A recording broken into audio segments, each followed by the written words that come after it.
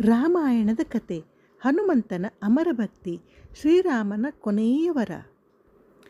ಅಯೋಧ್ಯೆಯಲ್ಲಿ ರಾಮರಾಜ್ಯ ಸುಖ, ಶಾಂತಿ ಮತ್ತು ಧರ್ಮದಿಂದ ಬೆಳಗುತ್ತಿತ್ತು. ಶ್ರೀರಾಮನ ಪಟ್ಟಾಭಿಷೇಕದ ನಂತರವೂ ಹನುಮಂತನ ಜೀವನದಲ್ಲಿ ಯಾವುದೇ ಬದಲಾವಣೆ ಇರಲಿಲ್ಲ. ಅವನು ರಾಜಮನೆತನದ ವೈಭವವನ್ನು ಬಯಸಲಿಲ್ಲ. ಅವನಿಗೆ ಒಂದೇ ಆಸೆ, ಶ್ರೀರಾಮನ ಸೇವೆ. ಪ್ರತಿದಿನ ಬೆಳಿಗ್ಗೆ ಎದ್ದು ಶ್ರೀರಾಮ ಮತ್ತು ಸೀತಾಮಾತೆಯ ದರ್ಶನ ಮಾಡುತ್ತಿದ್ದನು. ರಾಜಸಭೆಗೆ ಹೋಗುವಾಗ ಶ್ರೀರಾಮನ ಹಿಂದೆ ನಡೆಯುತ್ತಿದ್ದನು. ರಾತ್ರಿ ಅರಮನೆಯ ಬಾಗಿಲಿನ ಬಳಿ ಕುಳಿತು ಶ್ರೀರಾಮ ಶ್ರೀರಾಮ ಎಂದು ಜಪಿಸುತ್ತಿದ್ದನು. ಒಂದು ದಿನ ಸೀತಾಮಾತೆಯು ಹನುಮಂತನನ್ನು ಕೇಳಿದರು, ಹನುಮಂತ, ನೀನು ಮಾಡಿದ ಸೇವೆಗೆ ಪ್ರತಿಯಾಗಿ ಏನು ಬೇಕು? ಚಿನ್ನ, ರಾಜ್ಯ, ಐಶ್ವರ್ಯ ಏನಾದರೂ ಕೇಳು.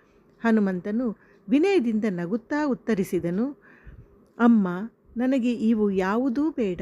ನನ್ನ ಉಸಿರು ಇರುವವರೆಗೆ ಶ್ರೀರಾಮನ ನಾಮಸ್ಮರಣೆ ಮತ್ತು ಅವರ ಸೇವೆ ಮಾಡುವ ಭಾಗ್ಯ ಮಾತ್ರ ಬೇಕು.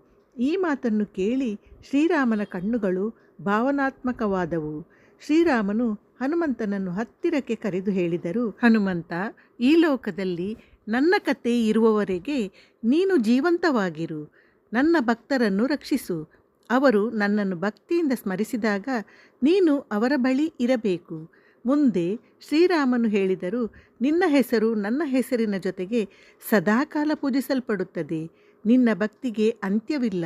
ನೀನು ಚಿರಂಜೀವಿ. ಇದನ್ನು ಕೇಳಿದ ಹನುಮಂತನ ಕಣ್ಣಲ್ಲಿ ಆನಂದ ಬಾಷ್ಪ ಹರಿಯಿತು. ಅವನು ಶ್ರೀರಾಮನ ಪಾದಗಳಿಗೆ ನಮಸ್ಕರಿಸಿ ಹೇಳಿದನು, ಪ್ರಭು, ನನಗೆ ಸ್ವರ್ಗವೂ ಬೇಡ, ಮೋಕ್ಷವೂ ಬೇಡ. ನಿಮ್ಮ ನಾಮಸ್ಮರಣೆ ಇರುವ ಜಾಗದಲ್ಲೇ ನಾನು ಇರಲು ಬಯಸುತ್ತೇನೆ. ಶ್ರೀರಾಮನು ಹನುಮಂತನನ್ನು ಪ್ರೀತಿಯಿಂದ ಅಪ್ಪಿಕೊಂಡರು. ದೇವತೆಗಳು ಆಕಾಶದಿಂದ ಪುಷ್ಪವೃಷ್ಟಿ ಮಾಡಿದರು. ಅಲ್ಲಿದ್ದ ಎಲ್ಲರೂ ಹನುಮಂತನ ಭಕ್ತಿಗೆ ತಲೆದೂಗಿದರು. ಇಂದಿಗೂ ಭಕ್ತರು ಜೈ ಶ್ರೀರಾಮ್ ಎಂದು ಭಕ್ತಿಯಿಂದ ಕರೆದಾಗ ಹನುಮಂತನು ಅಲ್ಲಿ ಇರುತ್ತಾನೆ ಎಂಬ ನಂಬಿಕೆ ಇದೆ. ಅದಕ್ಕಾಗಿಯೇ ಪ್ರತಿಯೊಂದು ರಾಮ ಮಂದಿರದಲ್ಲೂ ಹನುಮಂತನ ಸನ್ನಿಧಿಯೂ ಇರುತ್ತದೆ.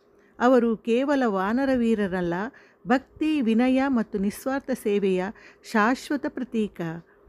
ಕಥೆಯ ನೀತಿ. ನಿಜವಾದ ಭಕ್ತಿ ಎಂದರೆ ಪ್ರತಿಫಲವನ್ನು ನಿರೀಕ್ಷಿಸದೆ ದೇವರ ಸೇವೆ ಮಾಡುವುದು. ನಿಸ್ವಾರ್ಥ ಸೇವೆ ಮತ್ತು ವಿನಯವು ಮನುಷ್ಯನನ್ನು ಅಮರನನ್ನಾಗಿ ಮಾಡುತ್ತದೆ.